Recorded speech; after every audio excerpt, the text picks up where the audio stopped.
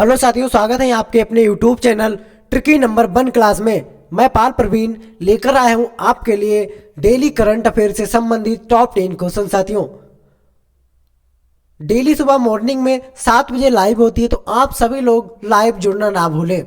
सभी एग्जामों के लिए करंट अफेयर बहुत ही महत्वपूर्ण भूमिका में आता है, तो डेली सुबह 7 बजे टॉप 10 क्लास होती है, तो आप सभी लोग लाइव जुड़ना ना भूलें। बढ़ते साथियों आगे। आज का पहला क्वेश्चन है साथियों, 26 जनवरी 2022 को भारत ने अपना कौन सा गणतंत्र दिवस मनाया है? ऑप्शन है आपके 72, 71वां, 73वां या फिर 74वां। राइट आंसर होगा साथियों ऑप्शन नंबर सी, 73वां गणतंत्र दिवस हाल ही में मनाया गया 26 जनवरी को। भारत ने 26 जनवरी 2022 को 73वां गणतंत्र दिवस मनाया है। 26 जनवरी 1950 में भारत में संविधान लागू हुआ। इस वजह से हर साल 26 जनवरी को साल गणतंत्र दिवस मनाया जाता है। भारत संविधान बनाने में कितना समय लगा? तो साथियों 2 साल 11 महीने 18 दिन का समय लगा संविधान बनाने में। लगभग इसमें राशि कितनी खत्म हुई थी संविधान को बनाने में? 64 लाख जो साथियों इसमें है रुपए खर्च हुए थे। गणतंत्र दिवस पर भारत का ध्वजारोहण कौन करता है? तो साथियों राष्ट्रपति गणतंत्र दिवस के अवसर पर ध्वजारोहण करते हैं। भारतीय संविधान सभा द्वारा संविधान को कब अपनाया गया? साथियों राइट आंसर होगा 26 नवंबर 1949 को अपनाया गया था।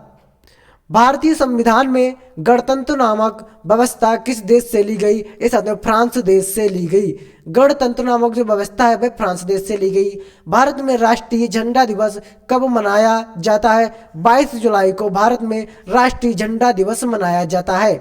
झंडा समिति के अध्यक्ष की बात करते हैं तो साथियों इसके झंडा समिति के अध्यक्ष हो जाएंगे डॉक्टर राजेंद्र प्रसाद। राजेंद्र प्रसाद साथियों झंडा समिति के अध्यक्ष हो जाएंगे। और स्वतंत्र भारत के साथियों ये राष्ट्रपति भी हो जाएंगे। प्रथम राष्ट्रपति स्वतंत्र भारत के हो जाएंगे डॉक्टर राजेंद्र प्रसाद। बढ़ते साथियों आगे। क्वेश्चन नंबर 2 है, भारत की पहली पैरा बैडमिंटन अकादमी कहाँ स्थापित की गई है?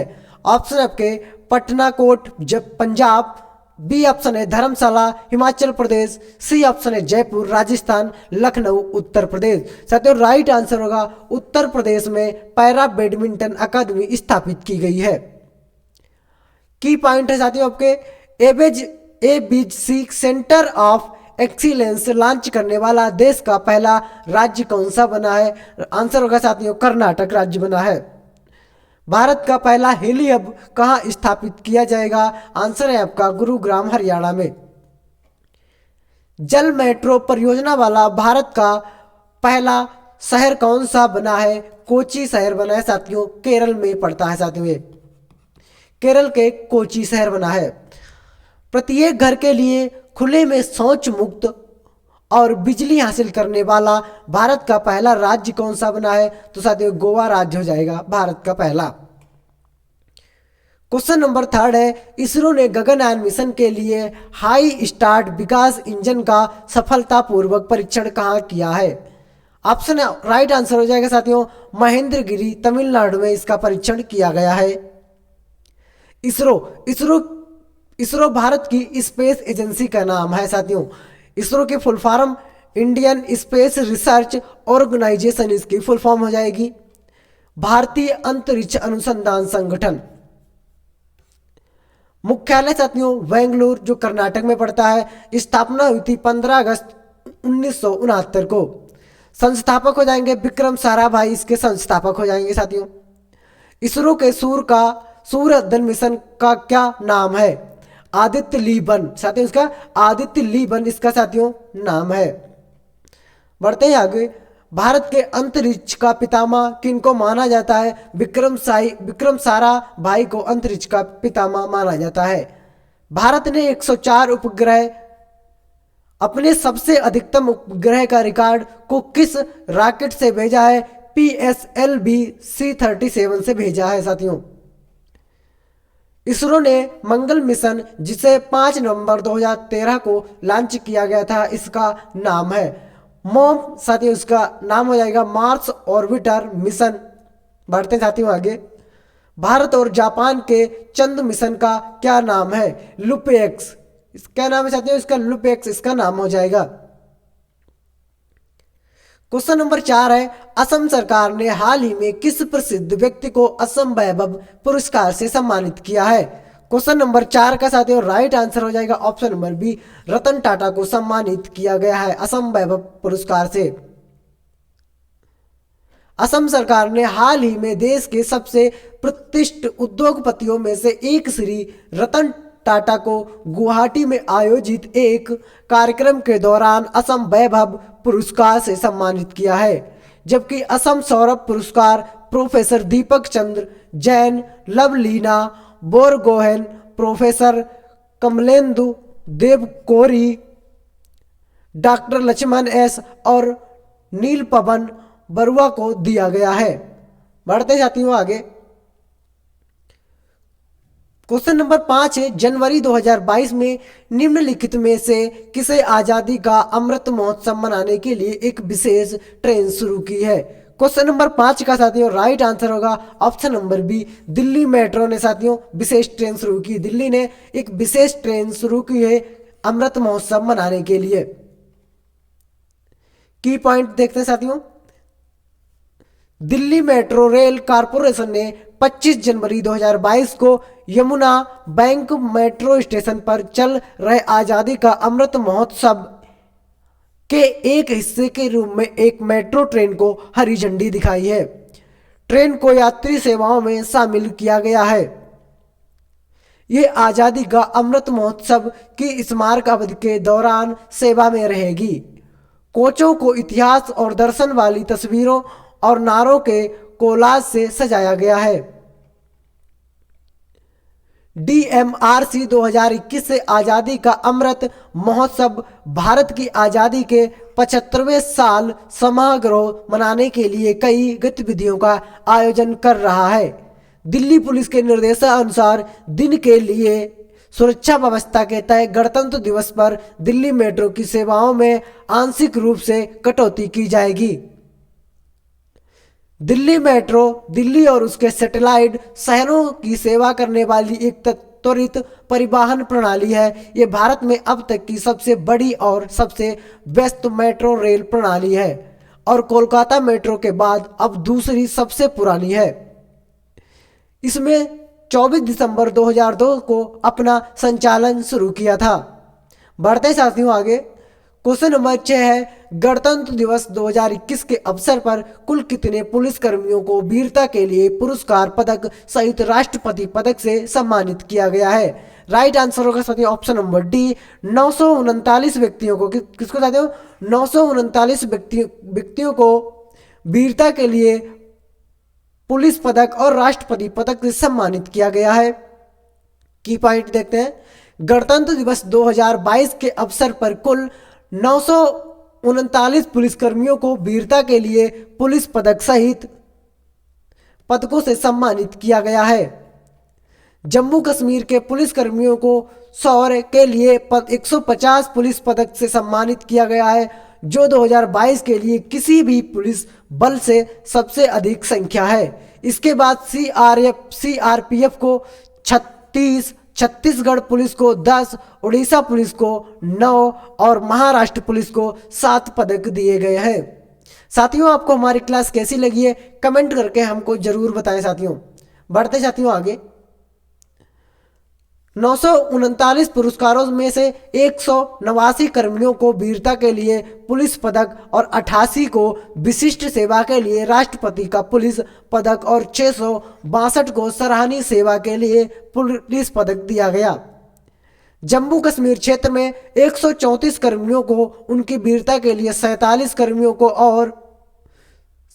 कर्मियों को उनकी वीरता के लिए और एक कार्मिक को उत्तर पूर्व क्षेत्र में वीरता पुरुषपूर्ण कार्रवाई के लिए सम्मानित किया गया है।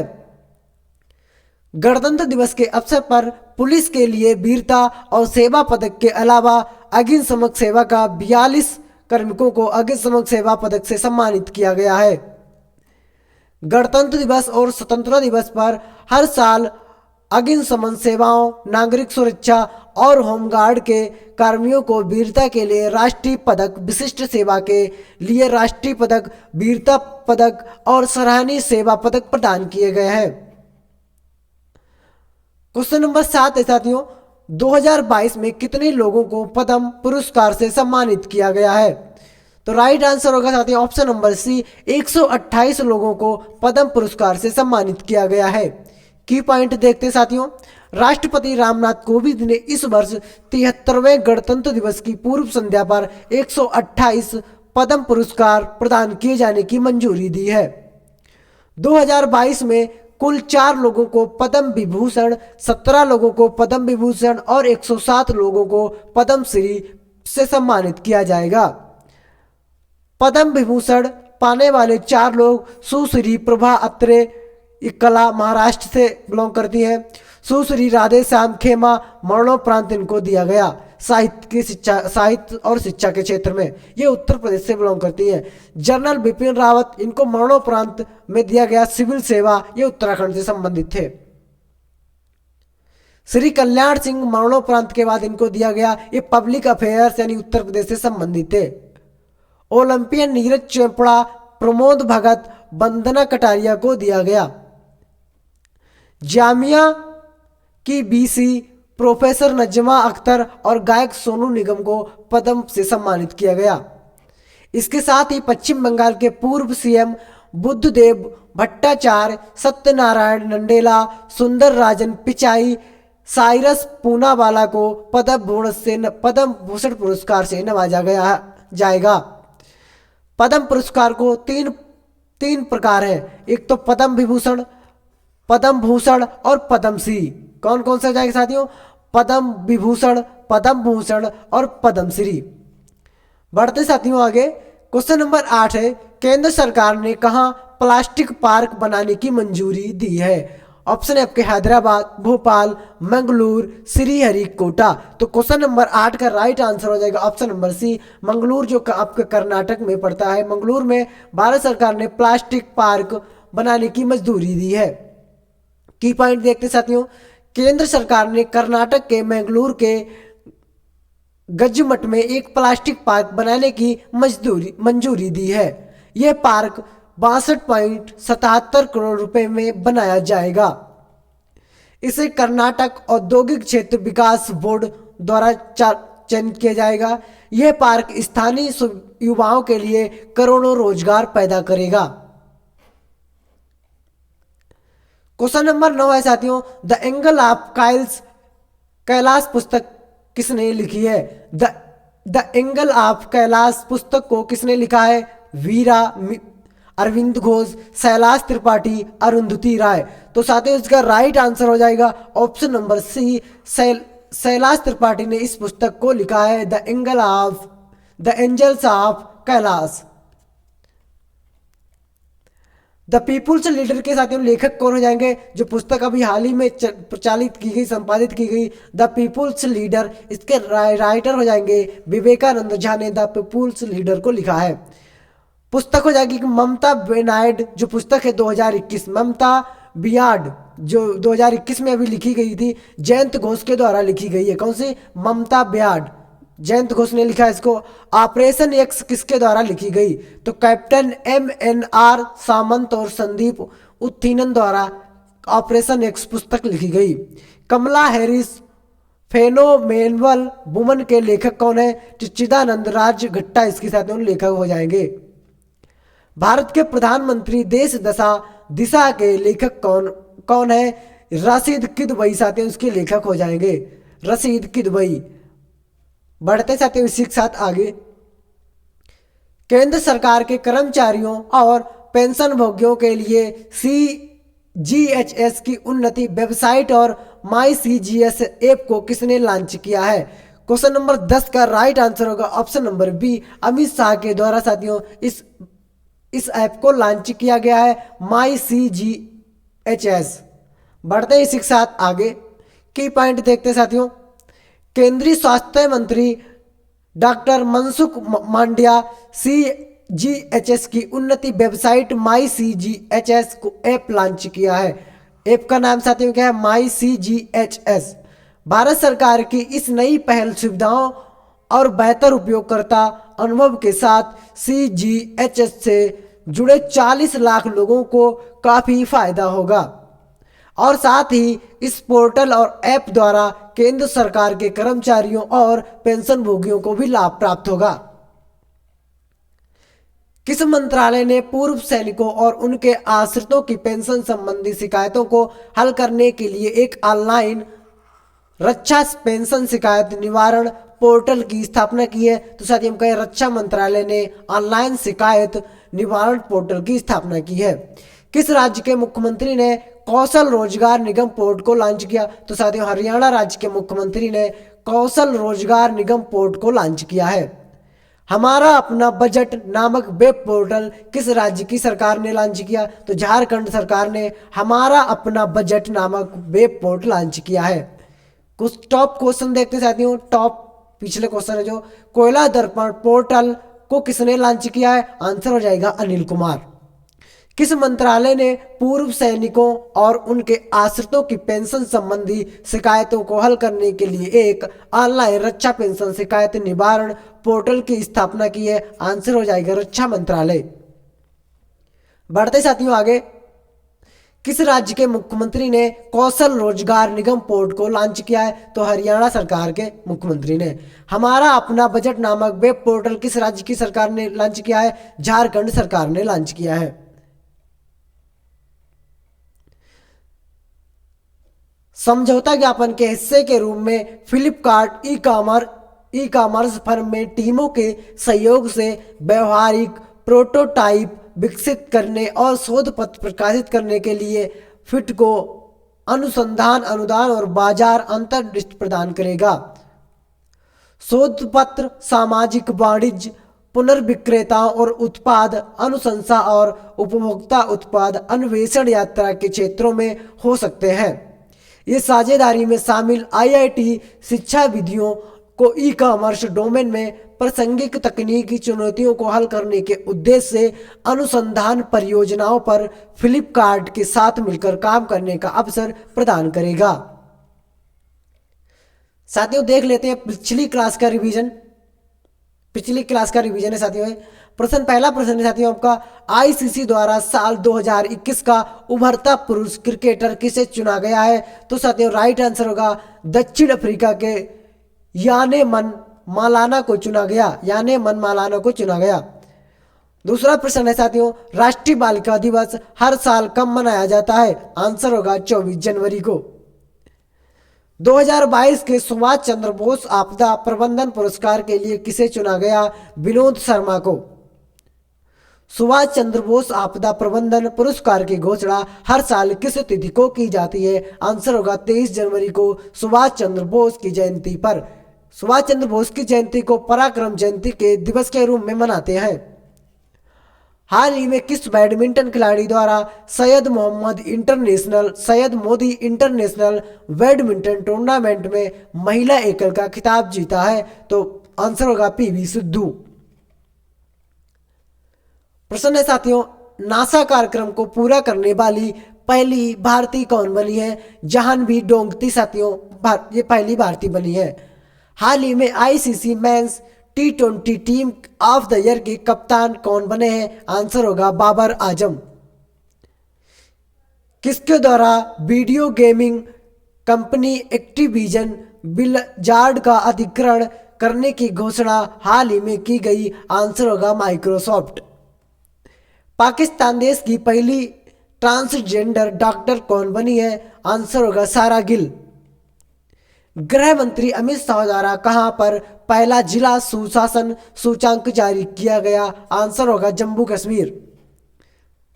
साथियों आपको हमारी क्लास कैसी लगी कमेंट करके हमको जरूर बताएं। हमारे YouTube चैनल से जुड़ने के लिए साथियों ट्रिकी नंबर 1 क्लासेस को जरूर सब्सक्राइब करें।